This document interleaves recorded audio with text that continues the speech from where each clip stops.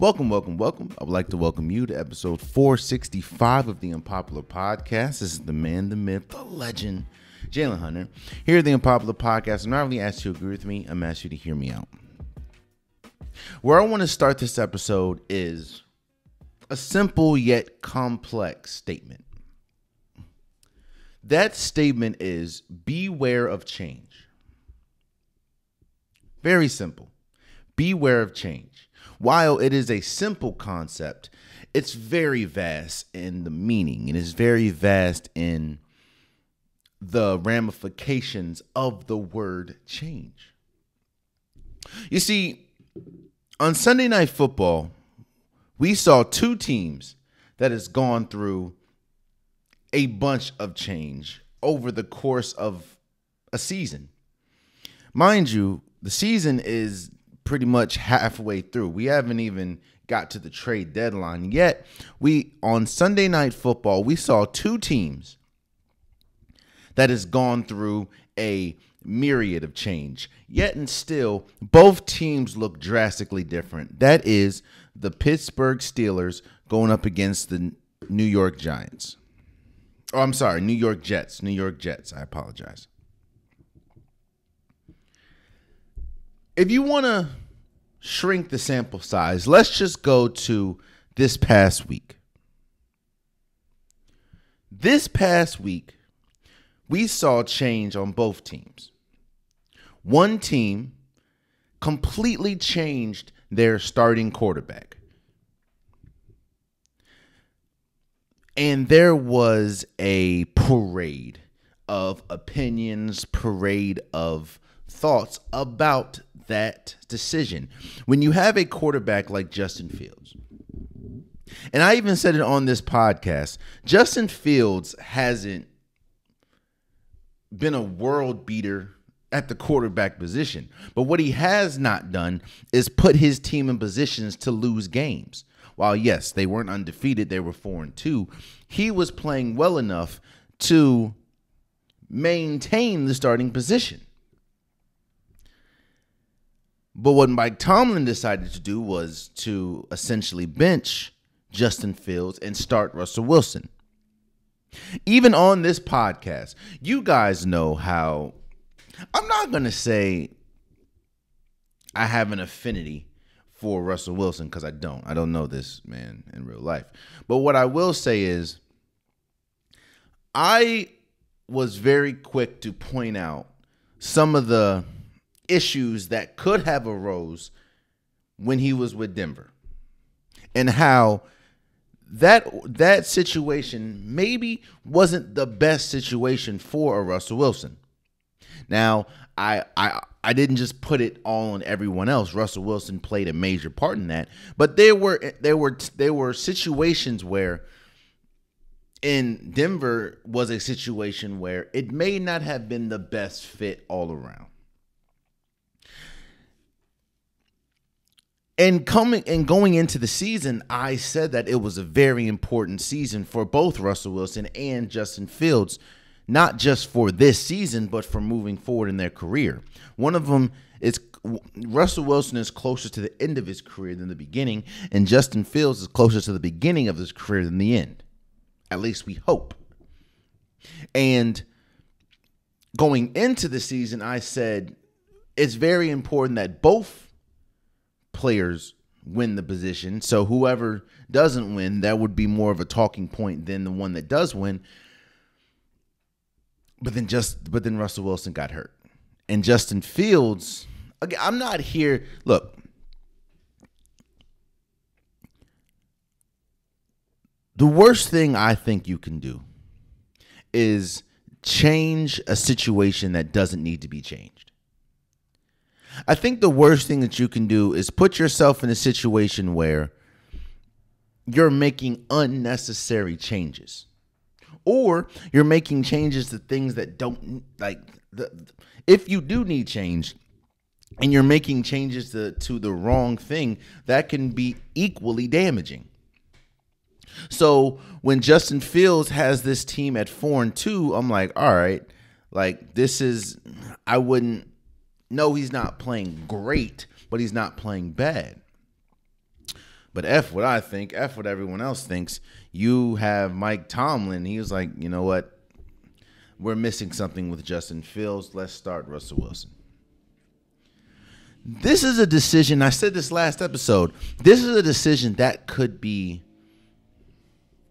It could have a negative ripple effect on the locker room.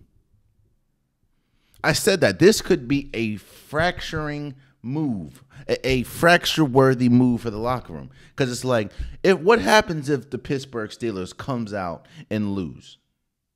Or they win, but they look horrible because the offense just sputters. Because Russell Wilson doesn't look good. Yes, you would be eating crow and it'd be like, all right, I mean, that was on me. But the locker room could then look at a coach like Mike Tomlin and say, yo, this decision was not the best for the locker room. And it was not the best for the organization. It was more of an ego move. That's what they could say.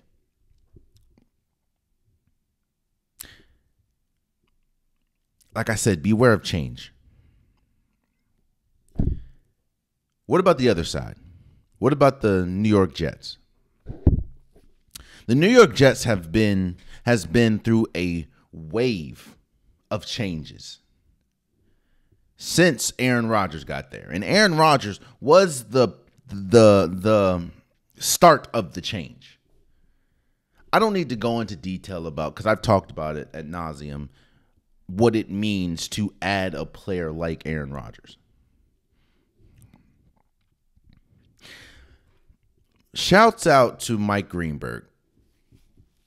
He said something on Get Up yesterday that was profound. He said something on Get Up yesterday that I never realized it until he said it, but it's clear as day, and it's probably the best way I can summarize what I'm talking about. The reason why I say beware of change is because while change can be great for a lot of situations, change can also be detrimental when you're either not ready for it, when it shouldn't be here, or when it's reactionary. What Mike Greenberg said was, the reason why it's very hard to trust what the Jets are doing, and the reason why the Jets look so discombobulated on the field, is because at the first sign of adversity, at the first sign of struggle, the Jets change. At the first sign of anything that doesn't look like what they felt the season was going to look like, they change.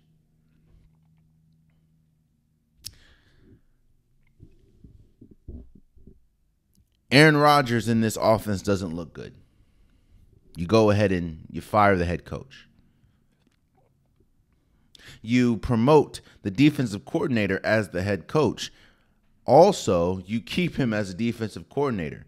And it's extremely difficult to be the head coach of a football team, let alone the head coach and the defensive coordinator. That's you're doing two people's job. And some people can do it, some people cannot. As we're seeing with the New York Jets, he can't. And I'm not hating on him. I'm not poo-pooing on him. They put him in a situation where he didn't expect to be, and honestly, he's not ready for. And I think he knows he's not ready for. But once you get the call, you got to do it. So the Jets don't look that good. You fire the head coach, Robert Saleh. The next week, the Jets don't look that good. They lose to the Bills. You go ahead and get a number one receiver in Devontae Adams.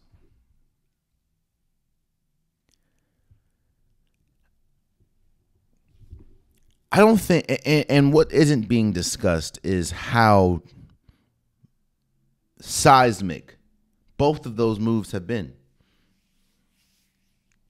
I forgot to mention that you demote Nathaniel Hackett, which in all intents and purposes, I think was the absolute right decision. When you fire a head coach,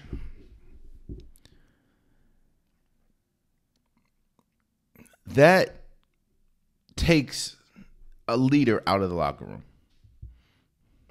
That takes a voice, the main voice, out of the locker room. You see, one of the most fragile things in the United States of America, one of the most fragile things in the world, let me broaden it. One of the most fragile things in this entire world is a sports locker room. I know, right? Like, wait, you got grown men, grown women in a sports, in a locker room. You got, listen to me and listen to me clear. One of the most fragile things in the world is a sports locker room. And when the person that's supposed to be the main voice changes, that could be detrimental. It could be extremely hard to now listen because you've been equipped, you've been accustomed to listen to that voice. So now you have to forget what he said and listen to another voice. On top of that, you have personalities, you have money, you have opinions, you have cliques, you have voices. There is a bunch of things that can fracture a locker room. There's more things that can fracture a locker room than bring a locker room together. That's just facts. A rumor can fracture a locker room. We've seen that in sports history. The opposite sex can fracture a locker room. We've seen that in sports history. Firing a coach and hiring or appointing someone that is not coach material and probably knows that they're not head coach material can definitely fracture a locker room. On top of that, bringing a number one receiver. Yes, I understand that he has history. Davante Adams has history with Aaron Rodgers. But they haven't played in years. And I said this last week. The Aaron Rodgers that Davante Adams played with in Green Bay is not the Aaron Rodgers that Davante Adams is now playing with in New York. So that's going to take time. The issue is when you continue to do change, when change continues to happen, that and the expectations are extraordinary, that time dwindles. On top of that, when you have the rest of the league starting to round into form, you don't have much time to figure it out. Again, two teams that dealt with a bunch of change. And the Pittsburgh Steelers beat the New York Jets 37-15 on Sunday Night Football.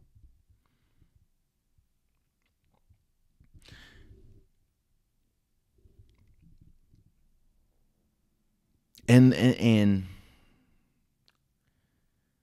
let's talk about the game for a little bit.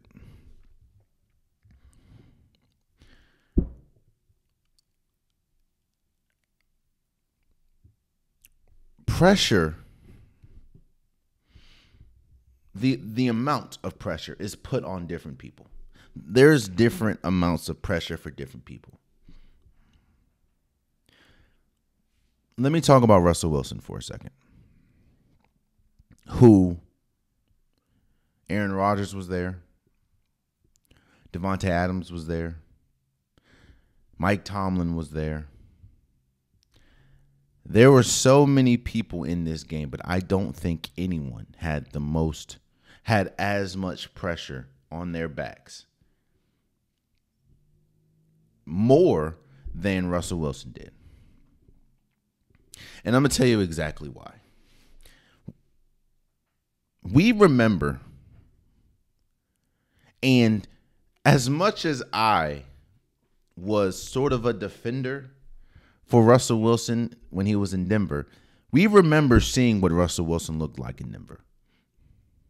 On top of that, there's a reason why Russell Wilson is on damn near a vets. I think he's on the veterans minimum, 1 year minimum for the Pittsburgh Steelers.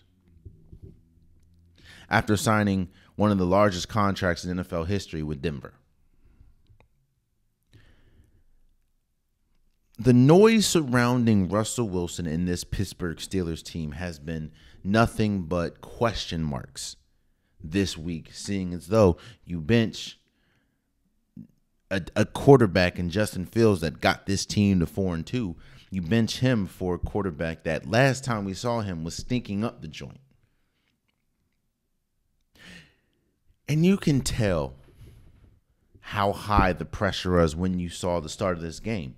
Russell Wilson looked horrible the first, let's say, quarter and a half. He looked horrible. Mind you, he hasn't played a meaningful game. He hasn't played a game in over damn near a year.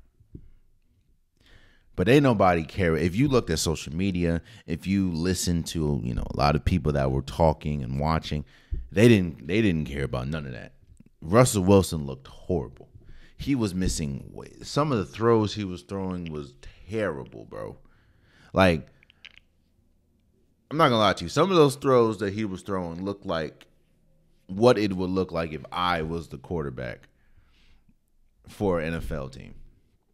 It was bad. He was underthrowing the hell out of people. It was just, it looked bad. And the reason why I said that I can tell he had the most pressure is because I don't know if did you see social media? Did you hear the criticism raining down? Did you hear this is why Mike Tomlin should have kept Justin Fields? Did you see the hashtag bench Russ? Cam Newton said it. What this move can do is it can put it puts a wide target on Russell Wilson's back. And you wonder, when is the time? When is the time that the fans, that the organization could turn on him? And as we were seeing in this game, it was quick. Not the organization, but the fans, bruh. You saw diehard Steelers fans like, I'm turning this off. I'm until they bench Russell Wilson. It was crazy. Not realizing, and I'm not gonna lie, I thought I wasn't ready to throw him away, but I even texted a friend. I was like, yo, Russell Wilson is cooked, bro. But then he got in the groove, and he didn't look like the Russell Wilson of old, but he looked much, much better. And you can kind of tell throughout the game, oh, I see why now. This Pittsburgh Steelers team looks much different than the one that Justin Fields was the starting quarterback for. And this is not me crapping on Justin Fields. This is not me saying Justin Fields was bad, because that's not true. But you saw a lot of explosive plays, something that we did not see from Justin Fields. We saw the ball. We saw moon balls, which we did not see from Justin Fields. Hell, George Pickens had the game, his 5 receptions for 111 yards and 1 touchdown. Like, he was it felt like the connection. Once Russell Wilson got settled, the connection with him and George Pickens was magical. This team looked different. Which is why I said that last episode, I said I don't want to question Mike Tomlin, because obviously he sees things in practice and he's the head coach, so he knows things that we don't. You can tell. I'm not saying that this Steelers team is going to be Super Bowl champions or Super Bowl caliber, but you can tell this team looked drastically different. They were able to meet the change that they were being faced with. And because it's a stable organization, because you have a stable head coach, because you have a stable locker room, they thrived. And honestly, once Russell Wilson got settled, they looked much better than what they've looked throughout the season. And again, that's not me crapping on Justin Fields. That's just me stating a fact. Justin Fields was a cool quarterback. He was cool. He didn't do, like I said, I was one of the people that said I don't think they should have benched him.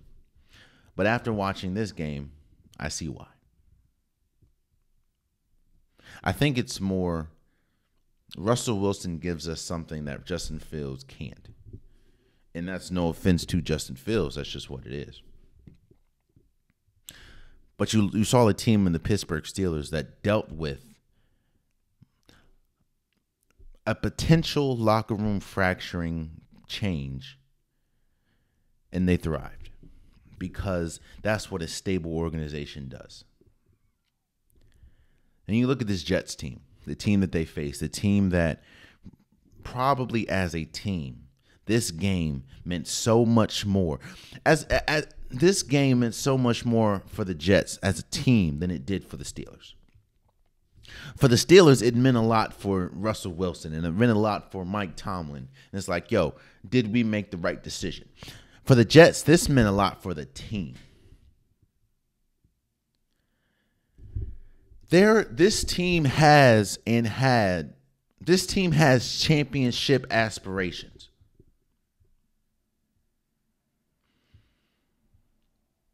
Yet and still, before Monday, they were 2-4. And the only thing that's really saving them from completely dropping out of the playoff hopes is the Dolphins, which we'll talk about in a second, is not that good with, or not really good at all with Tua. Aaron Rodgers looked okay. 276 yards, 1 touchdown, 1 interception, or 2 interceptions. On pace to have the most interceptions of his career.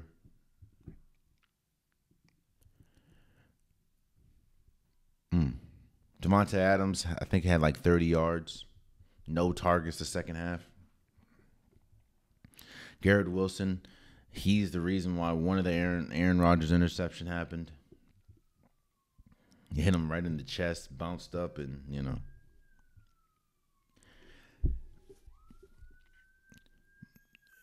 You saw the team that hasn't been used to the spotlight.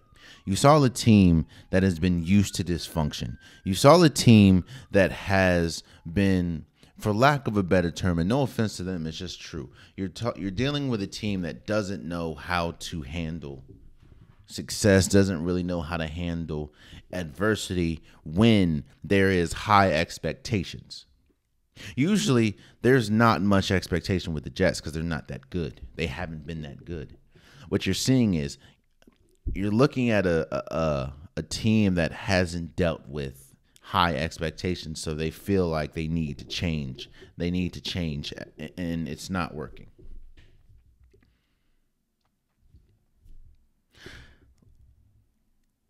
The score is very indicative of how different both of these teams look. Najee Harris went off 102 yards, a touchdown. It just felt different for the Pittsburgh Steelers than it does for the Jets. Both of these teams, it feels like, are going in two completely different directions. Congratulations to the Pittsburgh Steelers for beating the Jets 37-15. But I will say, beware of change. Because sometimes you're not ready for it, even if you are the one that caused it. And with change, stability needs to be the foundation. Because if it's not, as we're seeing with the Jets, it can crumble, It can crumble very quickly. Speaking of crumble, there's a reason why I say that when you're on the precipice of history, when you're able to do something that has never been done, that's maybe never been done in your organization, that is historic, you go for it. I don't think people understand how. In fact, I hope people understand by looking at the 49ers. And I hope that the 49ers can give you a better example of what I mean when I say, once that championship window closes, I'm not going to say, there are times when it never opens again, but I'll say it like this. That Super Bowl window, that championship window, that historic window, not only does it not stay open forever, but it closes a lot faster than you may think, than you may want it to.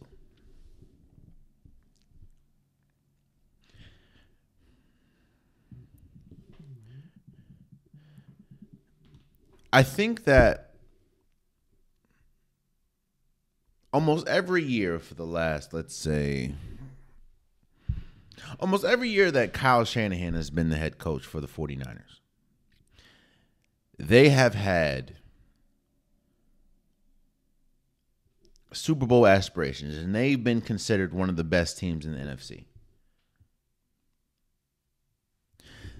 They have been going in every year when you see people talk about who should represent the NFC, who's going to represent the NFC, they usually throw out the 49ers, and rightfully so. The 49ers, when you look at their roster, especially the last few years, they have had arguably the best roster in football. Which is why a lot of, in the last 5 years, they've been to what? 2 Super Bowls? Last 6 years, they've been to 2 Super Bowls?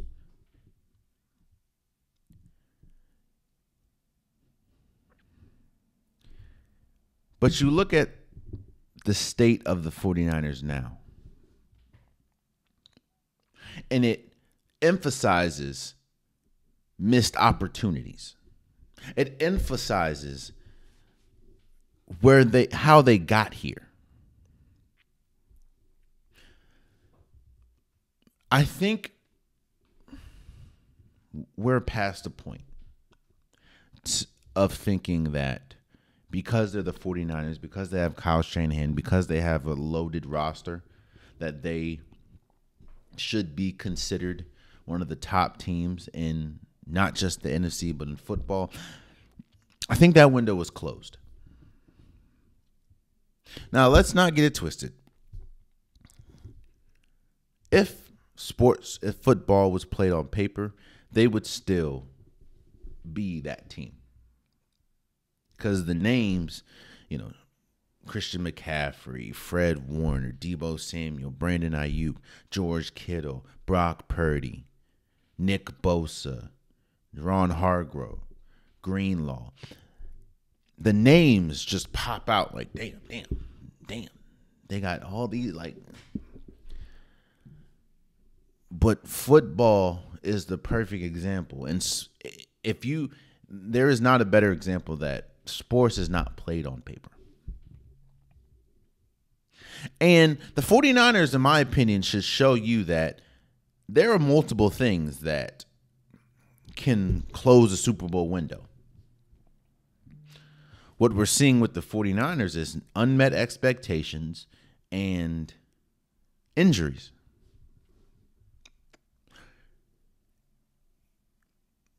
The Kansas City Chiefs beat the 49ers 28-18.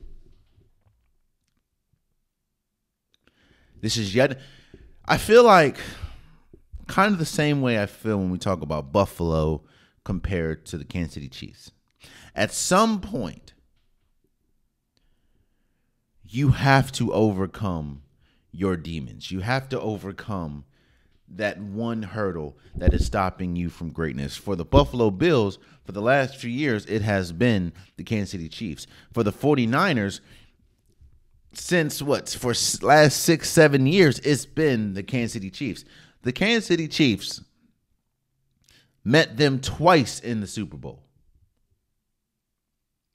recently, in the last 6 years, I believe, they've met twice and couldn't get over the hump. Not, in fact, I can't remember the last time the 49ers beat the Kansas City Chiefs, both regular season or Super Bowl.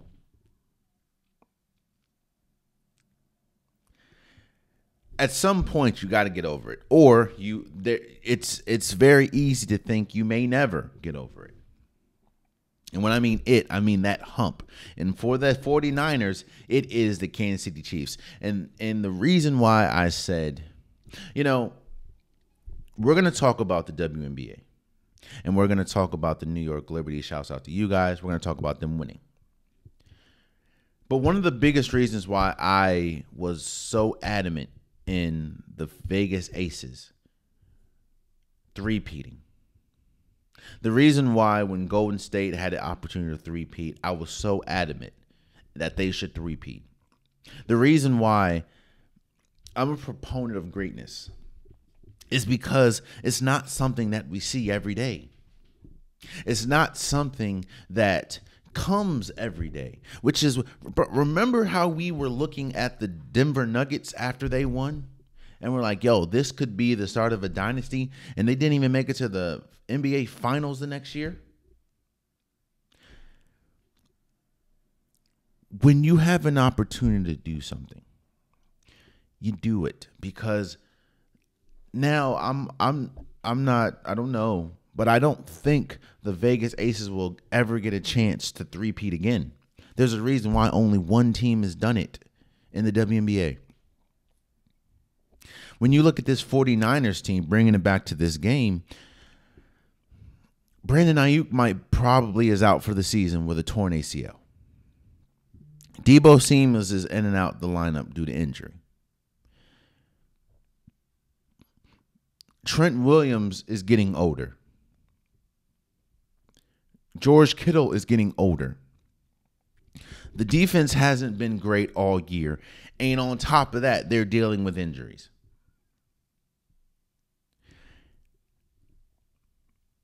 And as much as you want to say Brock Purdy's great, you're starting to see Brock Purdy is not one of those quarterbacks that can just put anything together and make something great. No.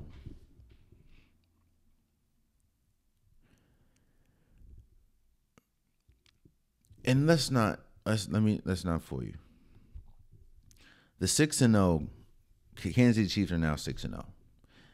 It's mainly because they have the best defense in football. And with Spags calling the defense, they have the best defensive coordinator in football. Patrick Mahomes has been good, but as ugly as it looked, at least passing wise, Brock Purdy had more passing yards than Patrick Mahomes. Brock Purdy had 212. He also had 3 interceptions. Brock Purdy did.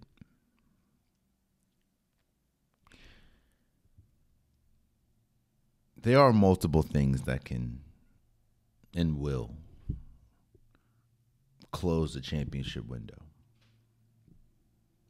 And I think we're closing the chapter. Not saying that they can't win a Super Bowl, not saying they won't win it next year or the year after, but at some point, someone can't be a champ forever. A team can't. Look at the New England Patriots. How long their reign was compared to what they look like now.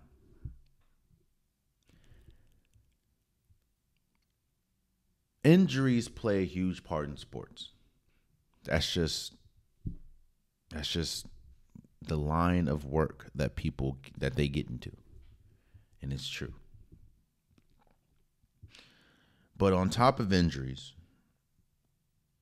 and unmet expectations, I think gone are the days that we look at the 49ers and think that they're perennial Super Bowl attendees or they're perennial Super Bowl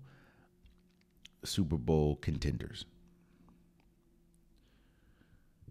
from what I've seen this year, with them now being under 500, I don't think they're a Super Bowl caliber team. A lot of it is due to injury, and now with Brandon Ayuk probably out for the season, and Deebo Samuel, he's in and out now, and Chris McCaffrey is still gone. I don't know. But congratulations to the Kansas City Chiefs for beating the 49ers 28-18. Kansas City, they keep just finding ways to win. They have the best defense in football, in my opinion. Patrick Mahomes, he makes huge plays. They are one of those teams that's dealing with a lot of change, a lot of injuries, and when you have the great equalizer in Patrick Mahomes and Chris Jones, you're good. So shouts out to the Chiefs for beating the 49ers 28-18.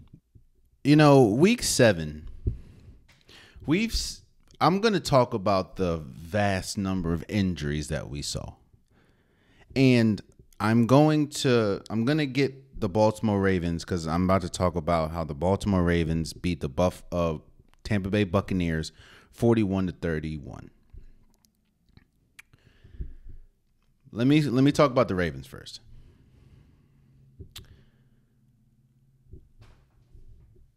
I think if you look at the totality of this year so far, I know that we're a little more than halfway, actually a little less than halfway through the season.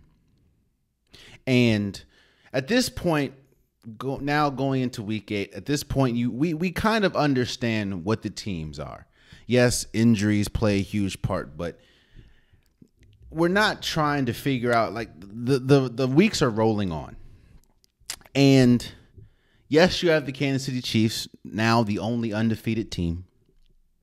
And I did say earlier in the show that the Kansas City Chiefs are the best defense in football by like a wide margin at this point. But I think that it's safe to say that at this very moment, Lamar Jackson is the best quarterback in football. Well, no.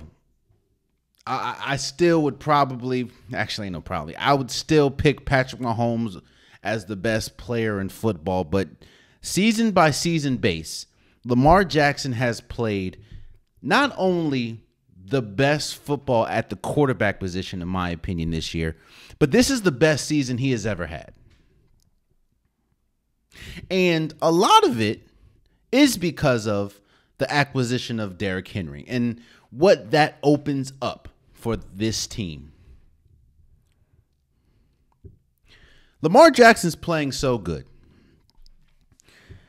I was talking to a friend of mine,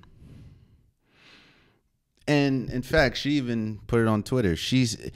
Lamar Jackson we're done examining Lamar Jackson for what he does in the regular season. And I think that was fascinating when she said that. Because in a lot of ways, she is absolutely true. Or what she said is absolutely true. Lamar Jackson is one of probably 2 quarterbacks that the only base that we grade them on is Super Bowl or not. That doesn't take away from how great someone like Josh Allen is. That doesn't take away from how great someone like Joe Burrow is. That doesn't take away from how great someone like, I don't know, let's say Jordan Love or CJ Stroud is. But there are 2 quarterbacks in this league that have played themselves into a realm that if they don't win a Super Bowl, it's considered a bust.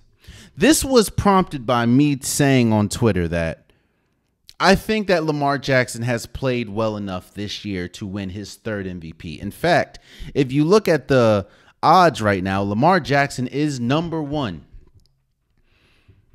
in line to win his 3rd MVP if he keeps this up, because he is playing the best football he has ever played. And if you look,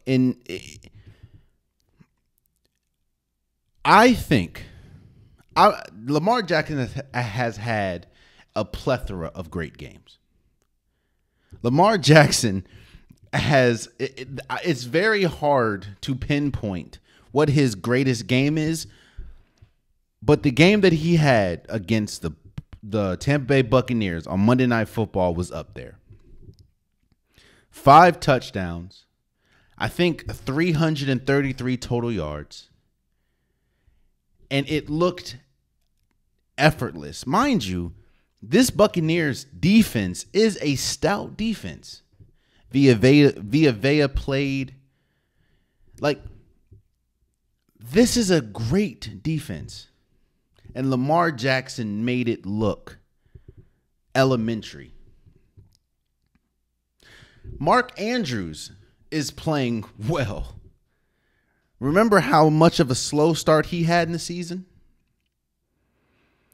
And Derrick Henry did Derrick Henry things. He had 15 carries for 169 yards. He had a catching touchdown. Rashad Bateman, 4 receptions for 121 yards and a touchdown. Lamar Jackson and Patrick Mahomes are the only 2 quarterbacks that they've played themselves into a realm. They've played themselves into a category that if they don't win a Super Bowl, at this point, and again, my friend said it, I agree. At this point, it doesn't even matter if Lamar Jackson or Patrick Mahomes at this point wins an MVP, because that's not where that they've played themselves to a level higher than that. In all intents and purposes, I was wondering how this Baltimore Ravens team was going to fare. After you lose your defensive coordinator, you lose a bunch of key pieces on the defensive side of the ball. And let's not get it twisted. The defense has not been great. Even on Monday Night Football, the defense wasn't great. Hell, I think the game was already over. And they allowed 21 points in the fourth quarter, but it was the second onside kick that was recovered by a team. You know, I just feel the game was over, and the Baltimore Ravens were trying their hardest to end the game. Hell, they pulled Lamar Jackson at the end of the fourth. So I know it's a 10-point game, but it was much worse than that. And on top of that, they did lose Mike Evans. Again, we'll talk about Chris Godwin in a second. The defense didn't play great. They played great in moments. I know Marlon Humphreys had 2 interceptions, but overall, it was looking like if Mike Evans didn't drop a touchdown and a touchdown wasn't called back for offensive holding, it would have been 21-10. The Ravens would have been down 21-10. Now, obviously, that didn't happen, but still. The defense still needs to play better. There were still way too many penalties. But I will say this. You're starting to see separation at this point. This is the point of the year. This is the point of the season where separation also starts to happen. You start to see the teams that aren't really great. You start to see the middle of the pack teams, and then you have the teams that are separating from themselves. Right now, the Detroit Lions, they're separating themselves from the pack. Right now, you can pretty much say the NFC North is separating themselves outside of maybe the Chicago Bears, even though they are having a great season as well. In the AFC, I think there's 2 teams right now. You have to respect the Kansas City Chiefs because they're the only team that is undefeated right now. And this Baltimore Ravens team. And I was skeptical because, again, when you lose as much as you lose, I didn't know how this team was going to fare. And there are still holes that I fear could be the downfall of the Baltimore Ravens. But what I will say is, with Lamar Jackson playing like this, with Derrick Henry playing like this, with this offense so hard to see. Again, after Monday Night Football, Lamar Jackson's 23-1 against the NFC. So he essentially just has to get to the Super Bowl, and he's going to win if statistics play out right. The Baltimore Ravens exuded dominance. Again, kind of like the Ravens-Cowboys game. The score, it was just a 10-point game, but it was much worse than that. The Ravens just kind of slacked off the fourth quarter. And while I do think that Lamar Jackson is on track to win his third MVP, second straight MVP, I do agree with the people that say that Lamar Jackson has played himself to a position that, I'm not going to say MVPs don't matter, but you need a Super Bowl. At least a Super Bowl appearance. That's how good he has been. And for the Buccaneers,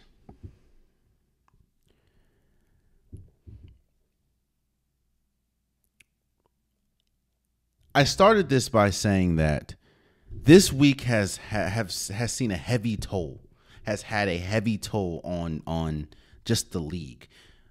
Deshaun Watson out for the season. Brandon Ayuk out for the season. Now Chris Godwin more than likely is out for the season with a dislocated ankle, and it looked bad. If you saw it live, shouts out to ESPN for not replaying it, but if you saw it live, it looked bad. In the same game, Mike Evans was already questionable if he was going to play with a bad hamstring, and it looked the touchdown pass that he dropped, he re-aggravated his hamstring. And for people that have played sports, for people that know sports, a hamstring is not something that you play with. If a pulled hamstring, like when people say, "Oh, it's just a hamstring," they've never experienced a pulled hamstring. The pain and the seriousness of it is legit.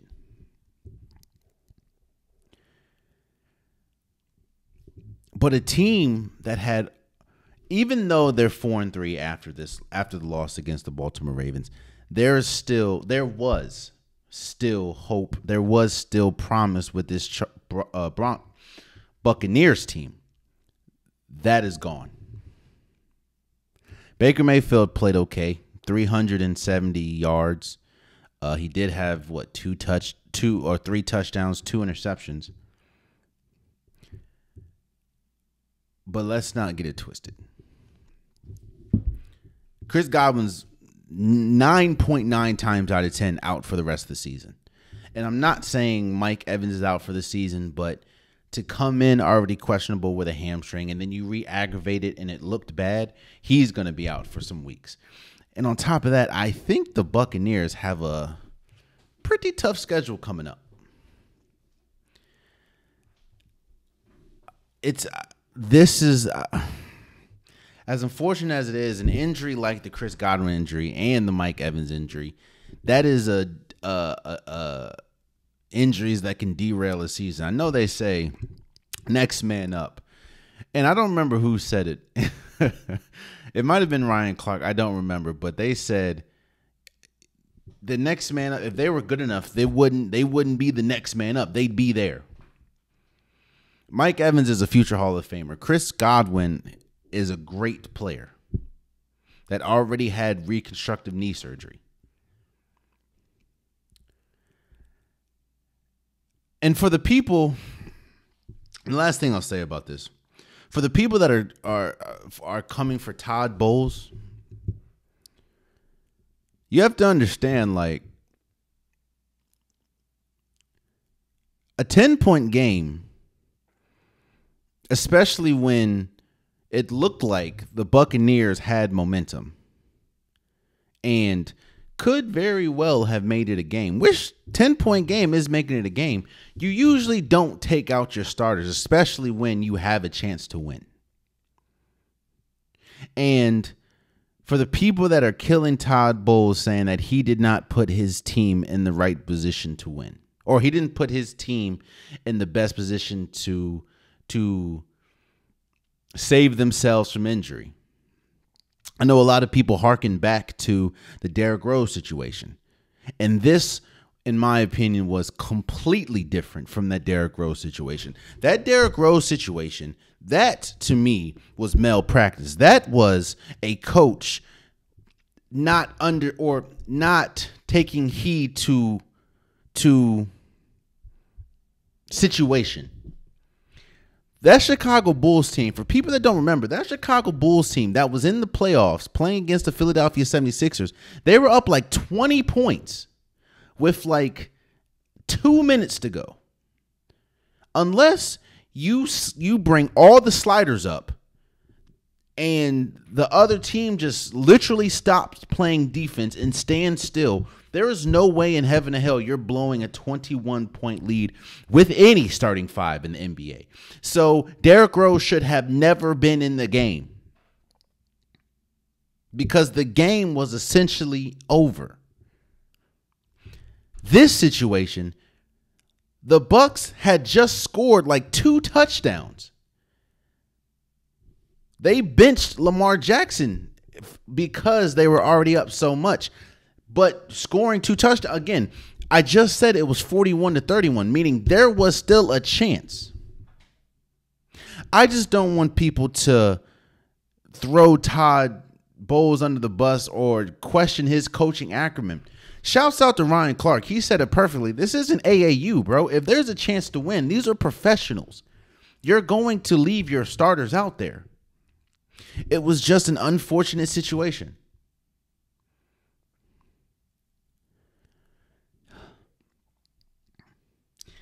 What we saw was 2 really good teams.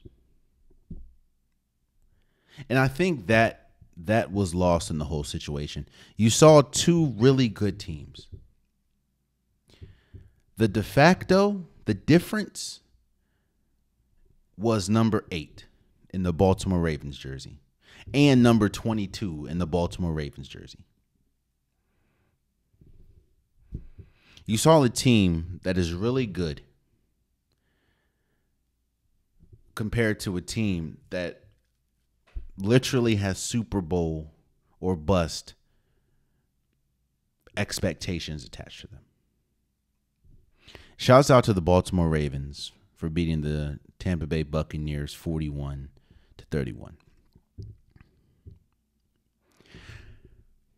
I understand that football is a sport that there's a reason why they say any given Sunday. Because these are professionals. Any given day, any given Sunday, the worst team can beat the best team.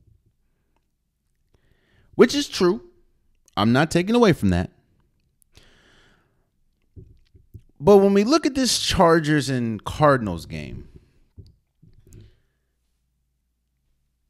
I can't help but look at the Chargers and think to myself, there's too many times where that any given Sunday title gets attached to the Chargers. Let's look at everything that was going on before this game started. The Cardinals defense, in all intents and purposes, they're young, but they're not that good. They're better than we thought they would be, but they're not that good.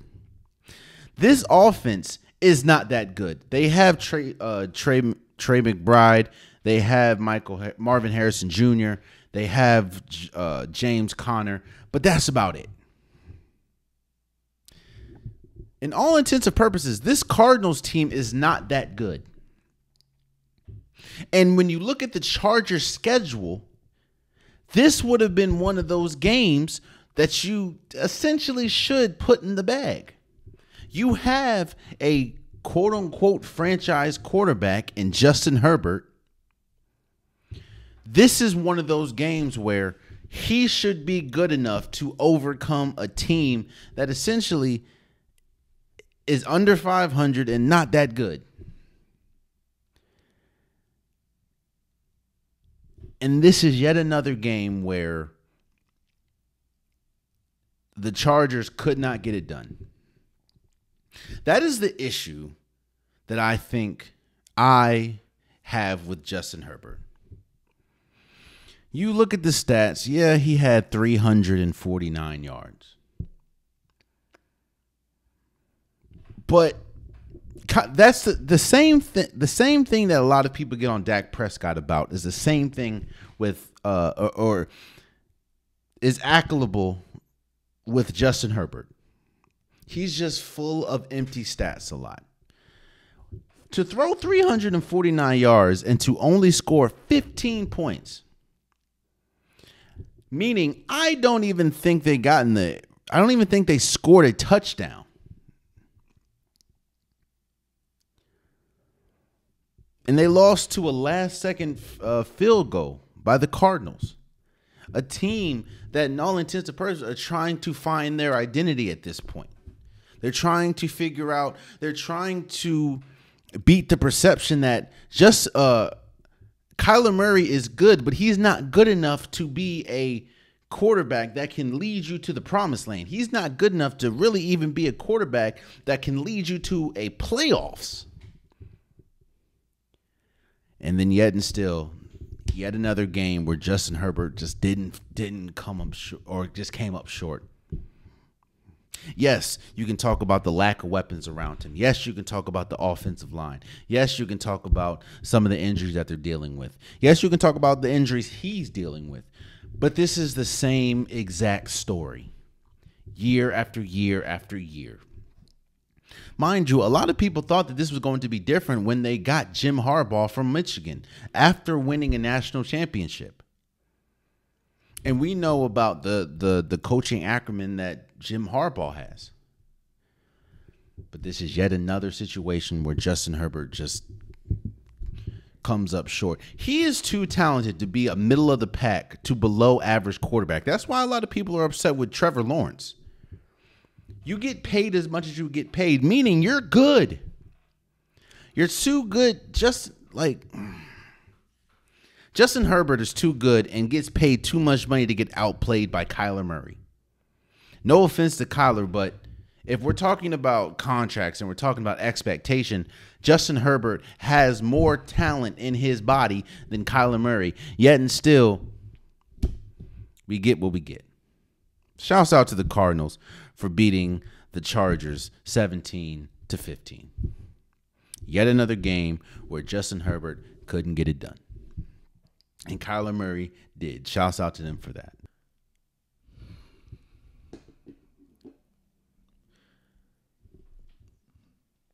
The reason why I wanted to talk about this game so high up on the episode is because I started this episode with change. And I said, beware. Because sometimes the change that you're asking for and the change that you're bringing on yourself, bringing on your team, you're not ready for. The Eagles beat the Giants 28-3. And you don't got to look at Jalen Hurts. You don't have to look at A.J. Brown. If you look, what I'm going to look is squarely at Saquon Barkley. Saquon Barkley is the main topic of this portion of the show.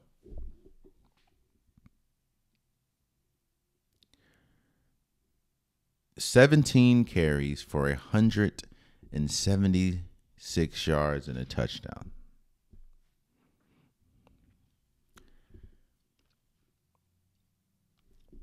Look at the state of this Giants team. In all intents and purposes, they chose Daniel Jones over Saquon Barkley. Saquon Barkley begged to be back. Like he gave this team every opportunity and then some to sign him because he wanted to remain a Giant. But they essentially not only let him walk, but chose Daniel Jones over him, essentially. Since then, I think Daniel Jones has only scored one touchdown one touchdown at home as a starting quarterback since signing that huge contract. The Giants team is an offensive smorgasbord of mess. It's so bad that Daniel Jones got benched on Sunday. Benched.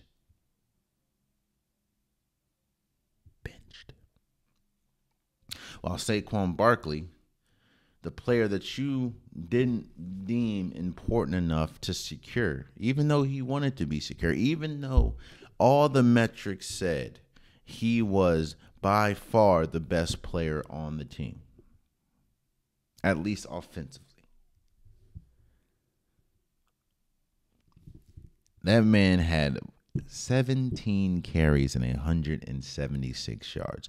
He himself damn near had more total yards than the Giants all game.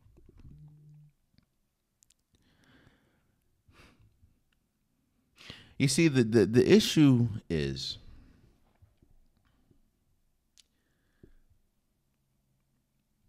people love blaming the wrong person. There's always this formula, and I understand it. I do. So I'm not here crapping on anybody. I get it. There's this formula that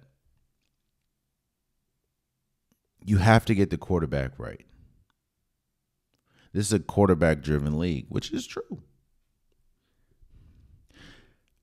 But I always say, while that is true,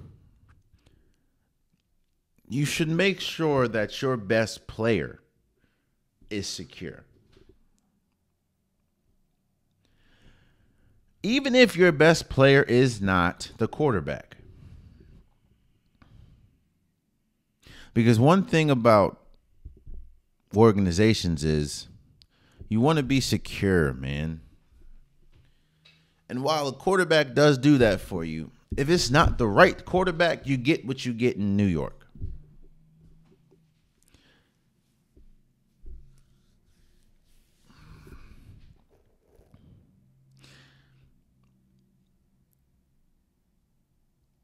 Hard Knocks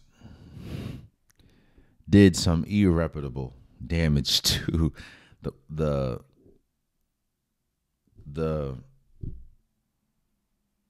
Giants and how us as fans look at them.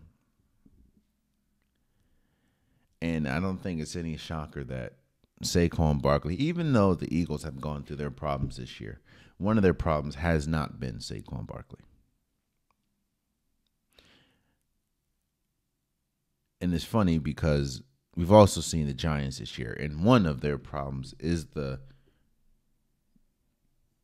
one of the main reasons why Saquon Barkley is not there and that is Daniel Jones, who, let y'all forget, was benched on Sunday.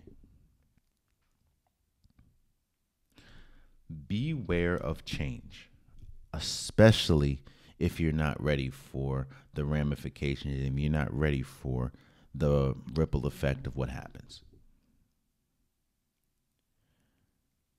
The Giants, man, we're also going to talk about the World Series. I'm going to give my predictions.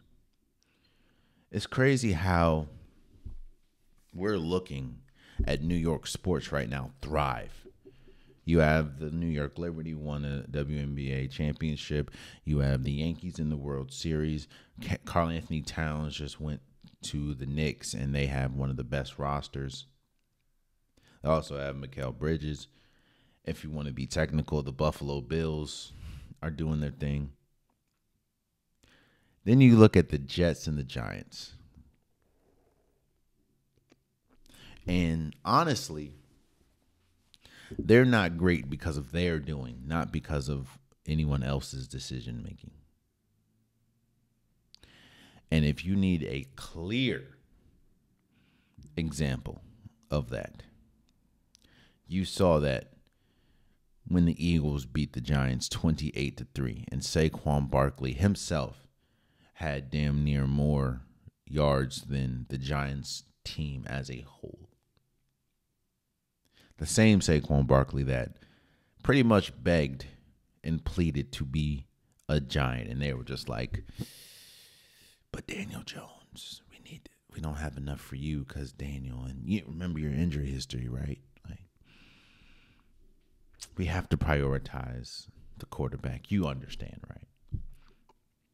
That same quarterback that they benched. Congratulations to the Eagles. I said it. It didn't turn out to be, in my opinion, the best game of the week, but it was up there. It was one of the best games of the week, and that was the Lions beating the Vikings 31-29. I said that there are games that are going to really show you your footing in the NFL or your footing in whatever sport. This was a very important game, not just for the Lions, but for the Vikings. Now, you're probably thinking, how is it a huge game for the Vikings that went into it 5-0 compared to the Lions that did have a loss and also lost their essential best defensive player in Aiden Hutchinson a week earlier? We've talked about this. There are things called measuring stick games. And when the talk around the league going into the season and even at this point is the best team in the NFC and arguably one of, if not the best team in all of football, is the Detroit Lions. When they come into town, you get their best. You get the other team's best. And on top of that, we're still trying to figure out, okay, so we know that the Vikings are undefeated. We know that the Vikings have beat teams like the 49ers. They haven't lost. And are they for real? I think they haven't looked, which is funny. They've had their moments, but they haven't looked like a team that you would expect to look. And don't get me wrong, neither are the Kansas City Chiefs. So this isn't me crapping on the Vikings, but it's just being honest. They haven't looked like a world beater, and they haven't really looked like their record. Now their defense has. Brian Flores, I think, is an easy candidate for Defensive Coach of the Year. But they haven't looked like the world beaters that you would think that they'd look like with their record being undefeated. So going into the game, you was like, okay, we're going to see, are the Vikings, are they really that team that can call themselves Super Bowl contenders? And on top of that, the Lions, how are they going to look? How are they going to fare against a good team without their best defensive player? Well, the Lions beat the Vikings 31-29. And this is one of those rare occasions where I feel great about both teams coming out of this. Again, I don't believe in moral victories, but I do understand that it came down to the wire. That's what you can. If you're going to lose something, at least don't get blown out. Because in my opinion, being blown out means you shouldn't have been on the field. You shouldn't have been on the floor. The Vikings made some mistakes. The Lions made some mistakes, and it came down to a last second field goal. Obviously, the Vikings had a chance. They had like 15 seconds left, and Sam Darnold got sacked. But this, the reason why I said that going in last episode, I said this was probably the biggest, most important game is because there were a lot of question marks surrounding teams. There were a lot of question marks surrounding both of these teams. And surprisingly, most of them were answered. I think that the Lions are going to be great. Now, or not going to be. I think the Lions are great. Now, I did also see what they look like without Aiden Hutchinson. And they, defensively, they are okay, but they're not great. They damn near lost to the Vikings. And I expect them to be uber aggressive at the trade deadline to get a pass rusher which is why I was shocked. And that's another thing I didn't talk about when we were talking about the Jets. They got a deal, or they restructured Hassan Reddick, i.e. more change. So now you're integrating another player in this defense. I thought that they were going to be aggressive and try to go get someone like Hassan Reddick. Guess I was wrong. Maybe Max Crosby. I don't know. But I think that this team is going to be extremely good. This offense, when they're humming, they're humming. Like Jahmyr Gibbs had 116 rushing yards for 2 touchdowns. Amon-Ra St. Brown had 112 yards and a touchdown. Jared Goff threw for 280 yards. He only missed 3 passes and 2 touchdowns. The Lions, it's like a snowball, bro. When they get rolling, they get rolling. And it's hard to stop once they pick up momentum, pick up speed. And the Vikings prove that, okay, yeah, they did lose. But they are all of now their 5-1 record. Justin Jefferson's great. Sam Darnold, Sam Darnold is kind of like a better Jimmy Garoppolo, in my opinion, right now. It's like he'll give you a couple, but he also will make some plays like, damn, which he did. I mean, you see from my YouTube viewers, you can see the picture. That is an interception by, I think, Deion Branch.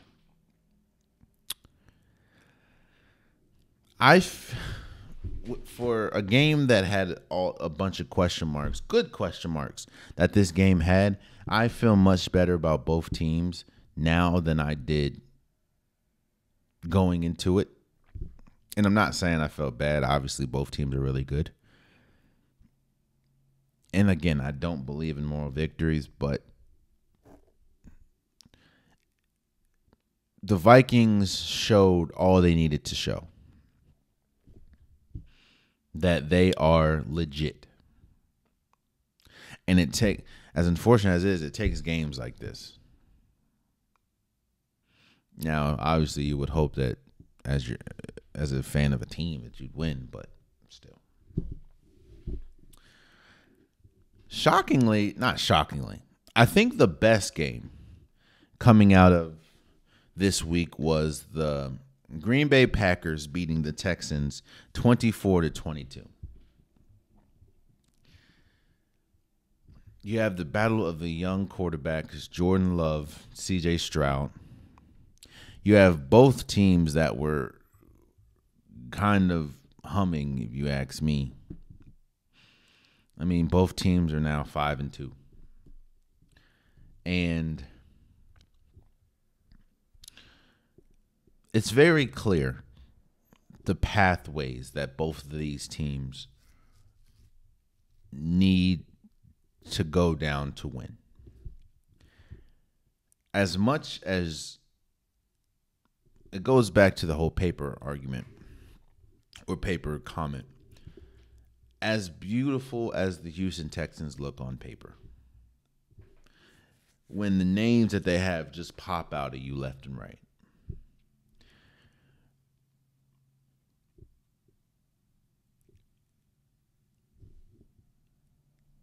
if it doesn't matter if they don't have some of the uniformal foundations that a team has to be successful. And what I mean by that is I understand that they say it is a pass-first league, which essentially it is at this point. But if you don't have a solid running game, it doesn't matter. And there's only one team that is zigging when everyone's zagging, and that is the Baltimore Ravens. We'll talk about them a little later, but still. As great as C.J. Stroud was his rookie year, and as good as he's been this year, as good as Tank Dell is, as good as Stephon Diggs is, as good as this offense can be. I know Nico Collins is out, but as good as this offense can be, it doesn't matter if they don't have a solid running game. Now, Joe Mixon was great. 25 carries, 115 yards, 2 touchdowns. But trust and believe, the reason why the Texans remained in this game is because they had Joe Mixon.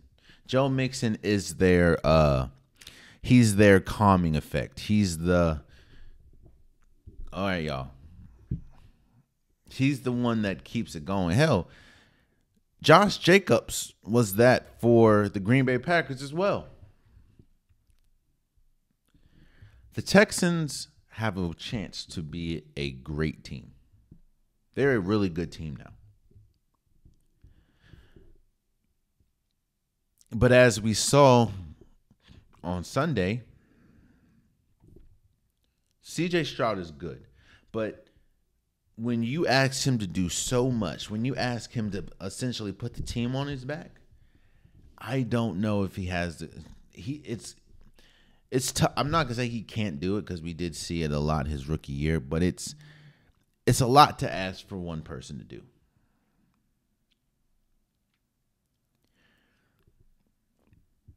And both of these teams were so evenly matched that I'm not even saying they lost because of C.J. Stroud, but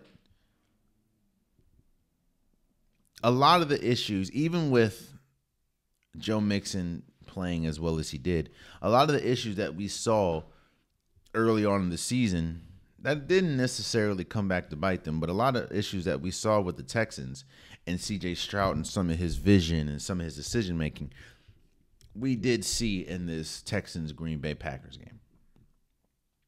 Which kind of leads me to Jordan Love.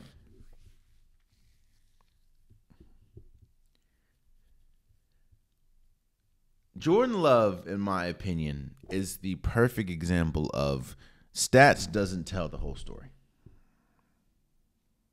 Because if you look at the stats, you'd think that Jordan Love was just damn near flawless. 24 for 33, 220 yards, 3 touchdowns. They essentially won. It was a Brandon McManus game-winning field goal, but essentially Jordan Love got them, was great. The numbers don't tell the whole story. There were several times when Jordan Love and his decision-making could have and essentially should have doomed the Green Bay Packers. I think Jordan Love is one of the best young quarterbacks in the league. I think that he has an opportunity to take this team extremely far. But he also has an opportunity. If he doesn't minimize some of those questionable decisions that could and usually does sink a team, you're going to get to a situation where he does that. And in fact, we saw a perfect example of that against the 49ers last year in the NFC Championship. No, that's a lie. In the game before the NFC Championship. Both of these teams have high ceilings because of the play of their quarterbacks. But I can very much see both of these teams fall short because of the decision making from their quarterbacks. This was a great game. Don't get me wrong. Great game. And kind of like the Vikings and Lions, you like to see a game end as tight as the Texans Packers did, 24-22. But this is also a perfect example of this game doesn't the stats don't tell the whole story. There was a point of this game where it felt like both of these teams were not trying to win. They were just made some of the decision like, bro, what are you doing? But both of these teams are really good, and I would not be shocked if both of these teams had something to say about who represents the conference in the Super Bowl. Not saying that they both will make it, but both these quarterbacks have shown that they're good enough to at least be Super Bowl caliber, Super Bowl expectations. I'll say that. So shouts out to the Green Bay Packers for beating the Texans 24-22.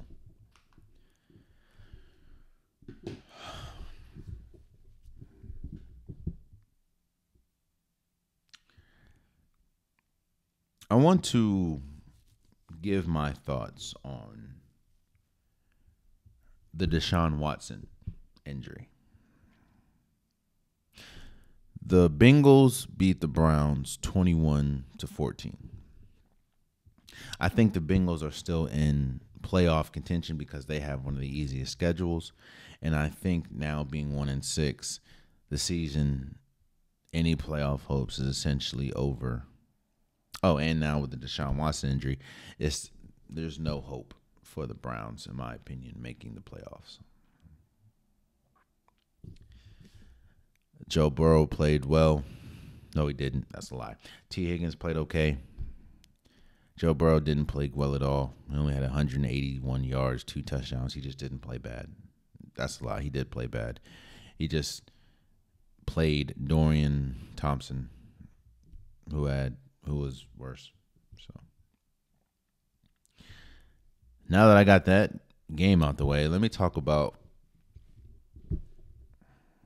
Deshaun Watson.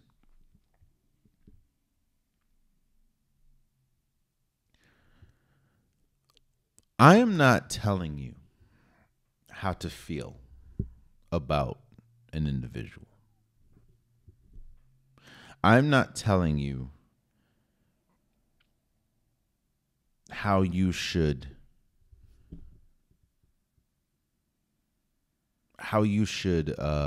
view somebody.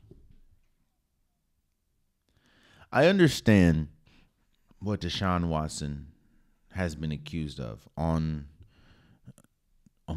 over 2 dozen occasions. I'm also not here saying what you should and should not believe.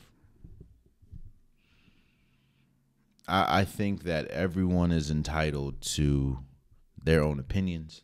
Everyone's entitled to their own emotions. Everyone's entitled to be themselves.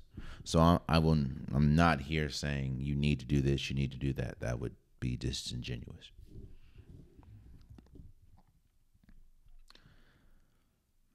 But one thing that is abundantly clear is sports, being a public figure, sort of makes people forget that we're looking at, that we're talking about human beings. And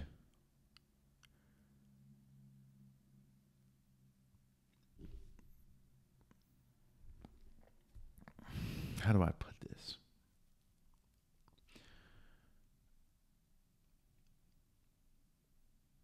When Deshaun Watson got hurt, probably ruptured his Achilles, out for the season. And you hear, mind you, the Browns were at home. you hear cheering and you hear booing directed towards Deshaun Watson.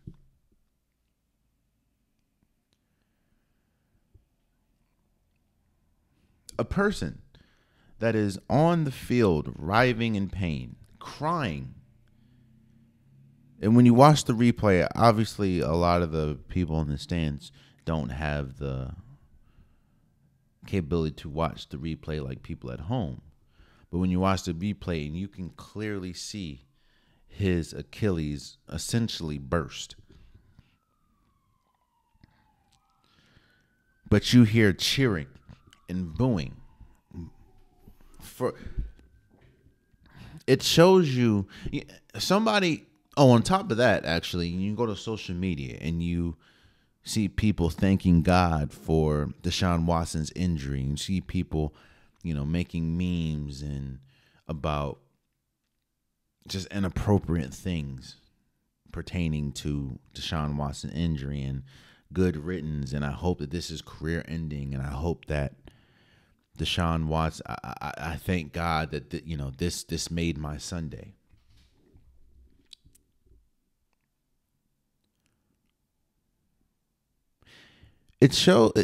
Situations like this show you just how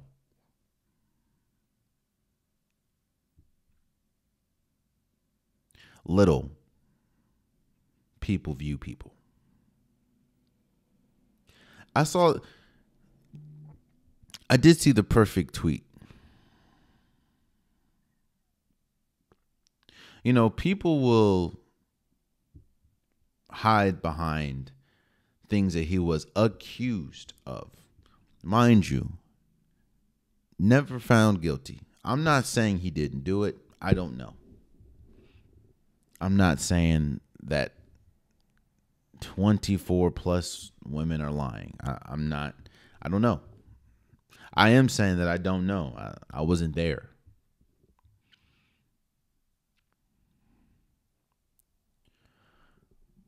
But let's not get it confused. These people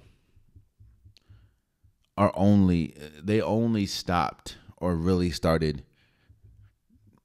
throwing vitriol on Deshaun Watson's name after he was bad at football.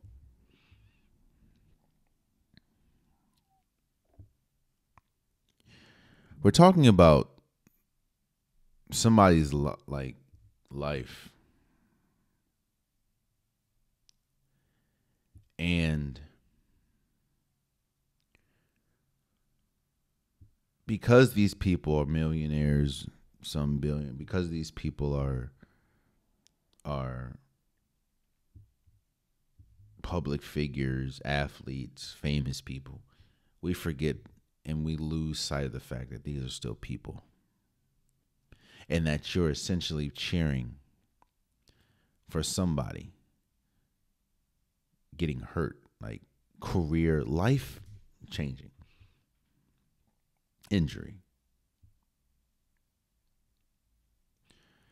And again, you can say, well, what did he do to those women? You didn't care. You don't care. And we don't know. That's what I'm saying. We don't know what he did, if he did anything. I'm not sitting here caping for Deshaun Watson. What I am saying is that he's still a person. And to hear people cheering for an injury as someone is writhing on the field, crying on the field, a cart comes and the cheers and the boos get louder. Again, they weren't mad at Deshaun Watson until he stopped being good at football, not because of what he was accused of.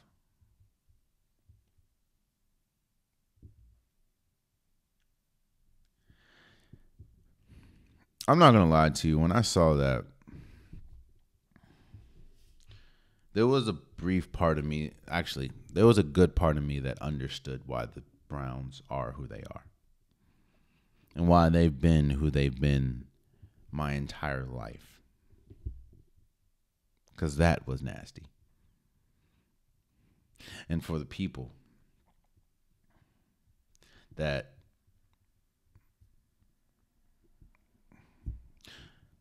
made jokes and were very disingenuous and distasteful on social media. Let me ask you guys a question.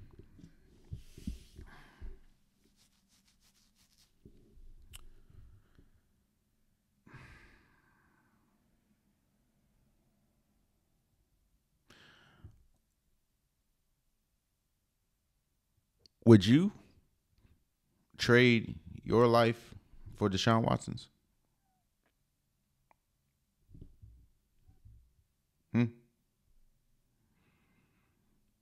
The person, you know what? Let's move forward.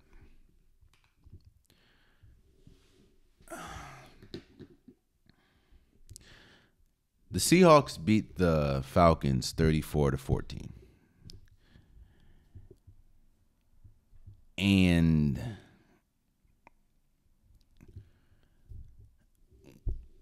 this is the roller coaster ride that both of these teams have put their fans on this entire season. When the Seahawks are healthy, because they haven't really been healthy majority of the season, when they're healthy and they're firing on all cylinders, they are essentially one of the best teams in football, especially offensively. The issue is they just haven't been healthy, and now we hold breath to see if DK Metcalf's injury is serious.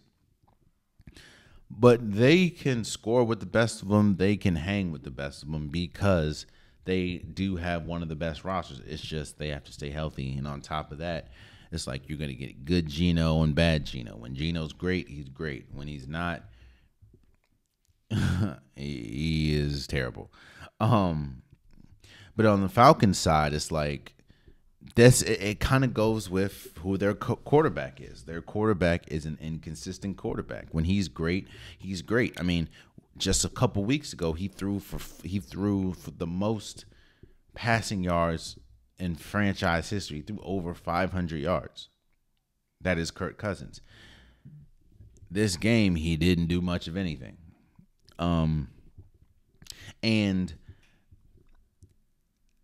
I understand the allure of how good this offense can be when you have Kurt, when you have Bijan Robinson, Drake London, Mooney. It's good. Kyle Pitts, it's good. But they have to continue. Their defense is not that good. They have Jesse Bates. That's about it. And they have Matthew Judon, but those are two people. It's like if they don't, it's going to be tough. So I think that the Falcons need to be aggressive at the trade deadline too to get some help on the defensive side of the ball. Because again, when they're usually, I will say this as well. When their offense is clicking, it's usually in a shootout. That Bucs game, Thursday Night Football, when Kirk Cousins threw for like 500, that was a back and forth game for majority of that game. So if they don't really get defensive help, then I don't know. But this is when the Seahawks, let's not throw their season away yet, because again, they need to continue to get healthy. And when they are perfectly healthy, they are a really good team. So shouts out to the Seahawks for beating the Falcons 34-14. Oh boy. You want to talk about how I have PTSD, man, and I understand completely the side effects. I understand completely what it looks like going through a PTSD episode. So the Washington Commanders beat the Panthers 40-7. That's not even the story. The story is, when Jaden Daniels went down and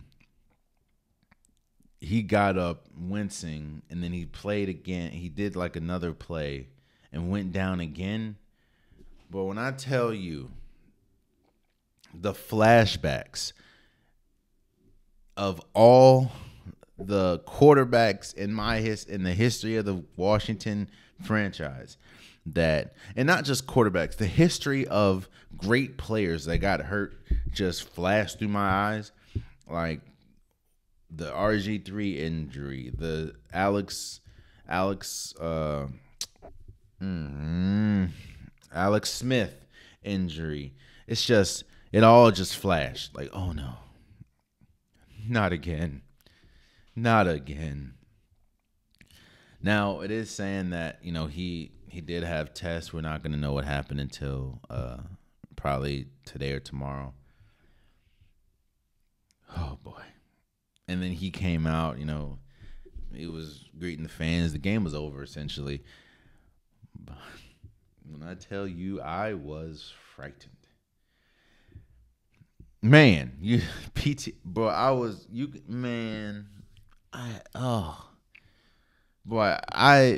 look, I was frightened when he went down. I'm like, you have to understand, man. You have to understand when you've been dealing with a franchise where almost every time it looks promising, that player gets hurt, like a key player gets hurt. And then you're seeing how good Jaden Daniels is. Hell, I think he's the front runner right now for Offensive Rookie of the Year. And then he goes down, clutching like, ugh. I'm like, oh no, Jesus, no. You can take anyone. You can take one of the. I don't need a lot of these body parts. Just give it to Jaden. Man, I will say though, and shouts out, because now that we know that he was good. Like, he came out smiling, cheering. He stayed on the sideline. I hope it's not. It may be a broken rib. I don't know, but at least it's not something season ending. I will say, shouts out to Marcus Mariota, bro, for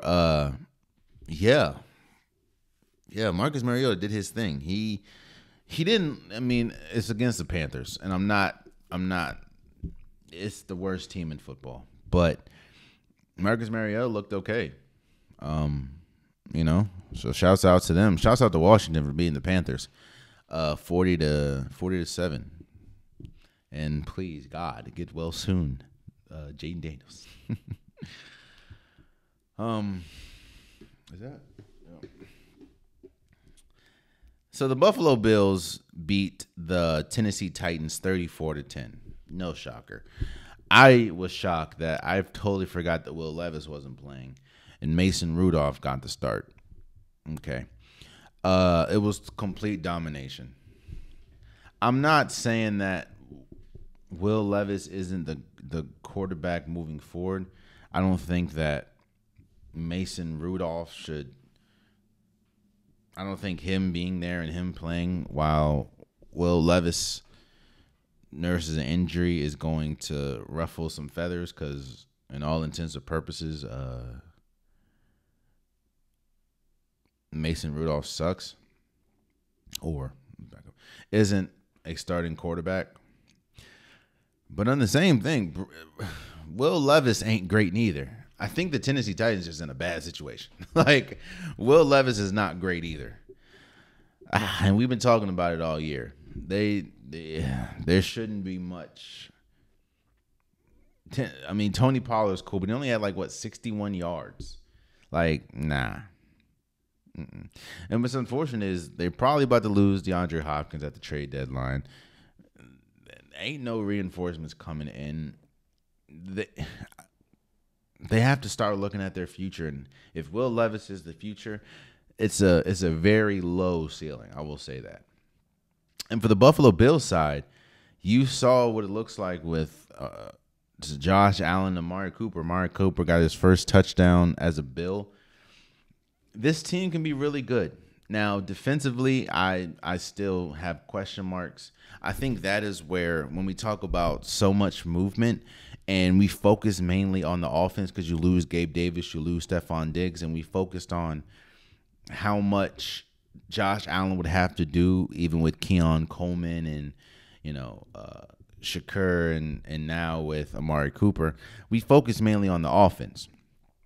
The defense lost a lot too, and they played the Titans. So it doesn't, it's not like, you lost a lot. But at the end of the day, like, when you play a better team, i.e. someone like the Ravens, So I think that Amari Cooper being there will help exponentially offensively. I just need to see what the Bills look like when they play a better team defensively. But shouts out to the Bills for beating the Titans 34-10.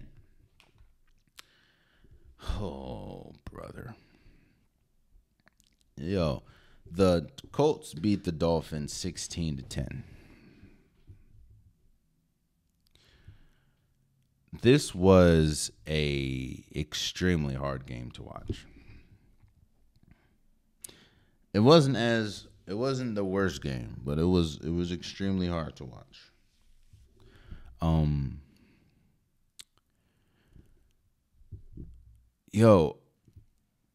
Anthony Richardson is a good quarterback. Well, has all the tools in the world to be a good quarterback.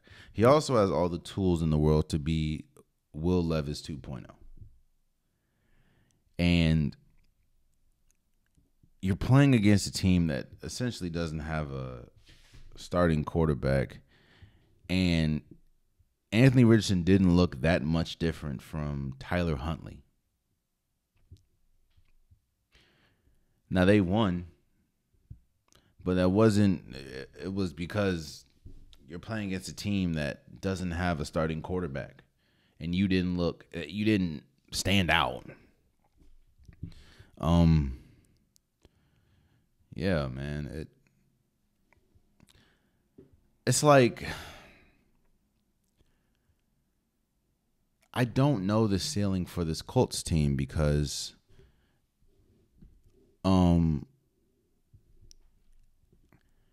when they're how do I say this?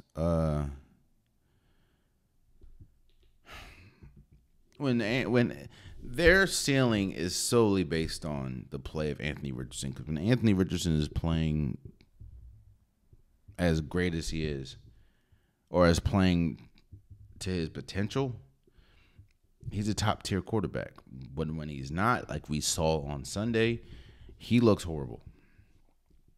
I don't know. And for the Dolphins, bro, this team is really nothing without Tua. All the weapons that Tua has doesn't look like no type of weapons without him. And I think it's been confirmed that he's supposed to be playing next week, so the whole retiring thing ain't happening. Yeah, the Dolphins aren't that good without Tua, and even with Tua, I don't know. They're better than what we're seeing. I will say that. But shouts out to the Colts for beating the Dolphins 16-10.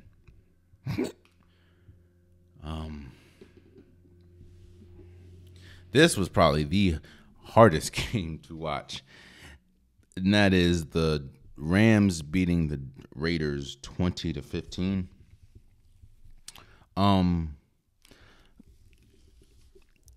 It is clear as day how Matthew Stafford's a good quarterback. Let's not get it confused. He's really good. But it doesn't matter how good of a quarterback you are if you don't have your pieces, if you don't have your weapons. It's gonna be you're not gonna look that good. Tyreek Hill doesn't look like Tyreek Hill without Tua. Yo, Matthew Stafford is in desperate need of Puka Nacua and Cooper Kupp, his wide receiver core, because he looks so pedestrian, bro. He finished the game with 154 yards and a interception. Not a touchdown pass, an interception. This is another team. The Rams is another team that has been decimated with injury. But the difference between them and a lot of other teams is their injuries are like key players, like Puka Nacua and Cooper Kupp. Without them, it's like, and yes, you beat a Raiders team, but Aiden O'Connell, he went out. I think he broke his hand or something. And then Gardner Minshew, he's not a starting quarterback. And you're throwing to Brock Bowers, who continues to break records at the tight end position for a rookie. He had 10 receptions for 93 yards. Brock Bowers is, in all intents and purposes, one of them. But, yeah. The Rams, they're not, I mean, being 2-4, they're not completely out of the playoff run or playoff race, but they desperately need their Puka Nacua and Cooper Kupp, because if not, it's you played a bad team and you only won by 5. Like, shouts out to the Rams though. The London game. Is this the last? I think this is the last game I'm gonna talk about. It is. The Jaguars beat the Patriots 32-16. Shouts out to Bigsby, the rusher for the Jaguars. He had a game, bro. 26 carries for 118 yards, 2 touchdowns. Robinson looked really good as well. Or Brian Thomas Jr. Parker Washington had a kick return. This Jaguars team is not good, especially defensively, but they have pieces that you can wrap your arms around and be like, hey, get us some wins. For the Patriots, Drake May played really well. He had a 276-yard, 2 touchdowns. It's just nobody else. This team sucks, bro. This is in all intensive. The Patriots is probably the second worst team because the Panthers are the worst. They're the second worst team. Their defense was horrible. Yo, you let a Jaguars team that has been the void of consistency and scoring this year drop 32 in your head.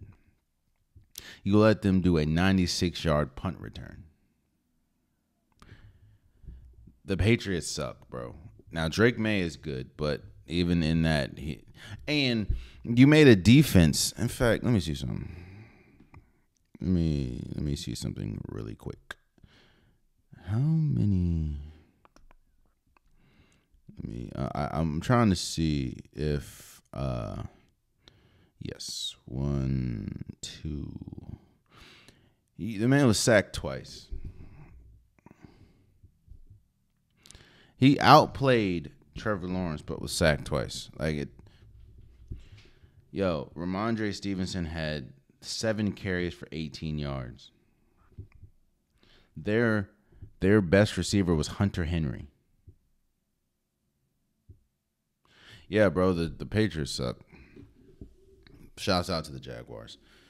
I think that's week 7. That's been week 7 of the NFL. Yeah, that's been week 7. So let me give my congratulations and talk about the WNBA and talk about the New York Liberty winning the franchise's first WNBA championship. Congratulations to them. Congratulations to Jonquel Jones, DMV representative. She played for Riverdale Baptist. For people that don't know who that is, look it up. She went to George Washington. Shouts out to her. She was the WNBA Finals MVP. Breonna Stewart is damn near goated, bro. She's won at every level multiple times. Shouts out to the New York Liberty for winning the WNBA Finals, winning their first one in franchise history. Shouts out to the Lynx for making it to the WNBA Finals. Nafisa Collier had an incredible season. If it wasn't for Asia Wilson having the season she had, I think that Nafisa had the best season outside of Asia. And this team was good, man. This Caleb McBride, Courtney Williams, They did what they were supposed to do. They were. I know. I don't. I don't want to crap on the win. I don't want to disrespect the win.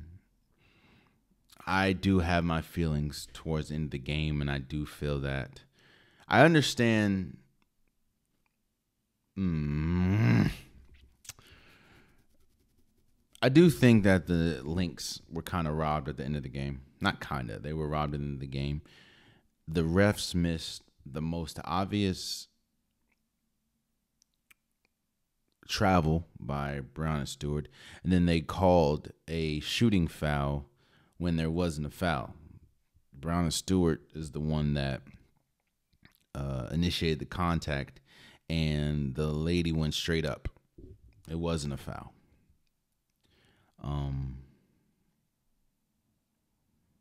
So I understand the feeling of elation when we talk about the New York Liberty fans and the New York Liberty.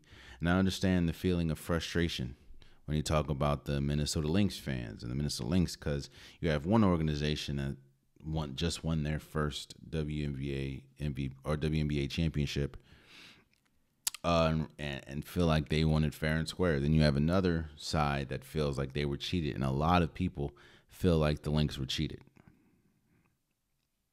I'm not here. Again, I do not want to take away from the incredible season that the New York Liberty had. It's just unfortunate that the magnum opus, the biggest game, has to end like that. Now you can say there were opportunities in it, and rightfully so. There were opportunities galore. Like the Lynx had 16 turnovers. The Lynx only had 8 free throws compared to the New York Liberty's 25. But only 2 players for the Minnesota Lynx scored in double figures, and that was Nafisa Collier and Kayla McBride. Only 2.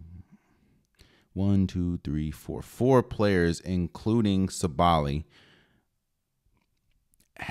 was in double figures for the New York Liberty. So I understand. And in overtime, the New York Liberty scored 7 points compared to the Lynx 2. So I get them saying, well, it's not just on the refs. I understand. And I'm not saying that you're wrong. But it sucks that the game has to end in such controversy, because you can ask a lot of people, including myself. I feel like the Minnesota Lynx won that game. But I do not want to take away from the New York Liberty winning their first franchise championship. Congratulations to those ladies. Hell of a season. And it's different how it's interesting how you look at players after they win. Like Jonquel Jones was about to find herself in that Carmelo Anthony, Charles Barkley realm.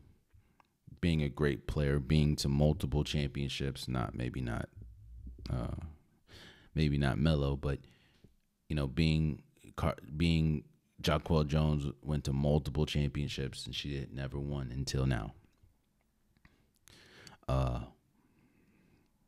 I better not hear a damn thing about Mamba mentality when they talk about Sabrina Descu. She went 1 for 19. She went 1 for 19 in Game 7 or Game 5. Jesus Christ.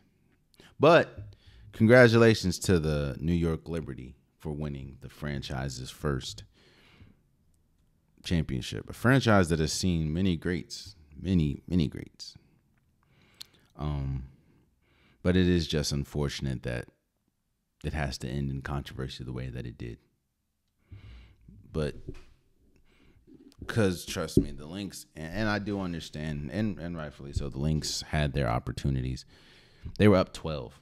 So, But shout out to the New York Liberty. And we have the World Series. We have two historic teams meeting in the World Series. We have the Yankees against the Dodgers. I do think it's very interesting how the team. So baseball is very hard to quantify the importance of a player, because baseball is probably. I know they say football is the ultimate team sport, and I completely agree. But baseball is kind of like number two as far as you can have a great player and your team be trash. If you want a perfect example, look at Mike Trout and the Angels. Mike Trout, in all intents and purposes, is one of the greatest baseball players we've ever seen. Yet and still, he has absolutely nothing to show for it outside of individual accolades because the Angels has just been trash. Now, yes, you can also say that injuries play a huge part in him not succeeding, and rightfully so. But in all intents, like the Angels have sucked with Mike Trout, and that doesn't take away from the fact that Mike Trout is still a great player. So what I'm saying is you can have great players.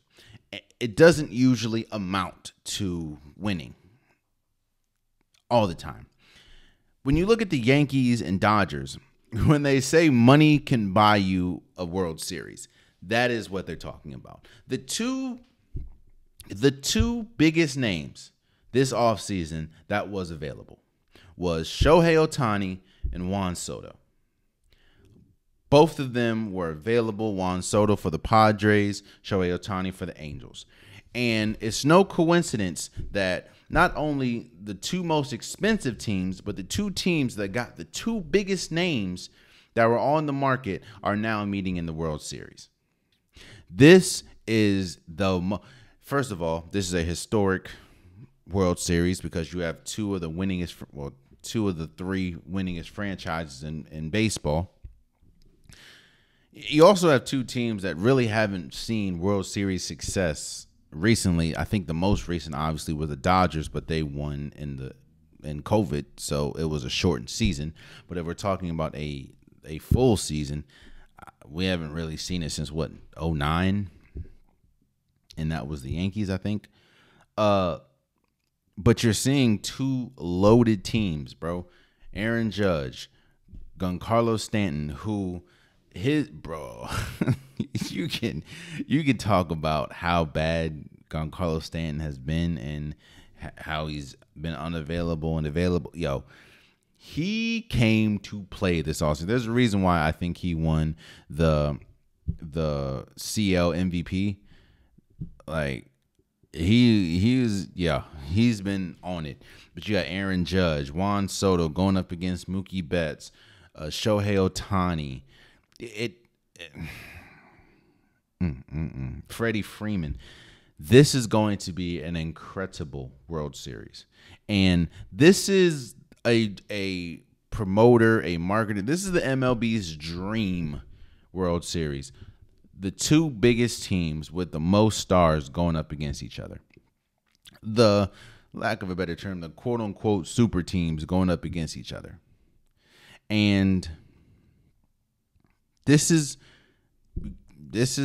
why you go out and spend as much money and go get a Shohei Ohtani if you can afford him. This is why you go get a Juan Soto if you can afford him. Both of which have been incredibly important for their teams on this World Series run. And I'm gonna go with the Dodgers. I think that Garrett Cole has been great for the Yankees, but when we talk about pitching, I think pitching and how deep you can go in your bullpen is going to be extremely important. And I think that the Dodgers is going to be that team. I think it's going to go 7, and I have the Dodgers in 7. So we'll see. But again, it shows you what happens when you. This is a perfect example of. If you have the funds and you have the means to go get the big name, you go get them. Because now they're both of them, the two biggest names are now representing two different teams in the World Series. So shouts out to them, and I'm excited. Lastly, before we go, we have the unpopular topic of the day. And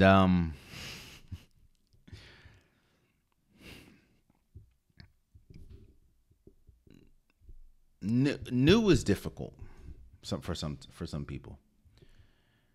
A new way of living, maybe moving, integrating yourself into a new organization, a new family, whether we're talking about marriage, just new is difficult.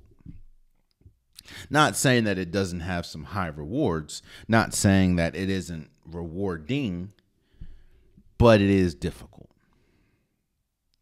And Texas found that out the hard way, losing to Georgia.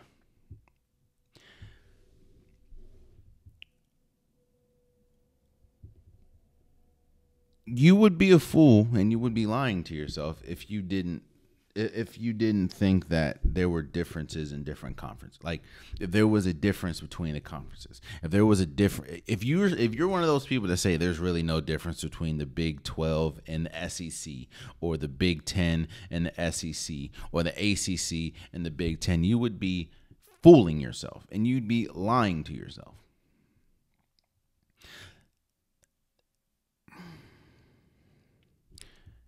There's a reason why fans were both excited and cautious about Texas and Oklahoma going to the SEC. Because while, yes, the Big 12 is cool, the Big 10 is cool, there's a difference between that and SEC. And while I'm not saying that Texas doesn't deserve all the praise that they've been getting, but when you go up against a legit SEC team instead of the Red River rivalry, you got they got embarrassed. I'm not saying that they can't win it all, but what I'm saying is that should show you the difference. Congratulations to Georgia, and congratulations to the Oregon Ducks for being the number one team in the nation. I'm just saying. But everyone has that welcome moment. I think.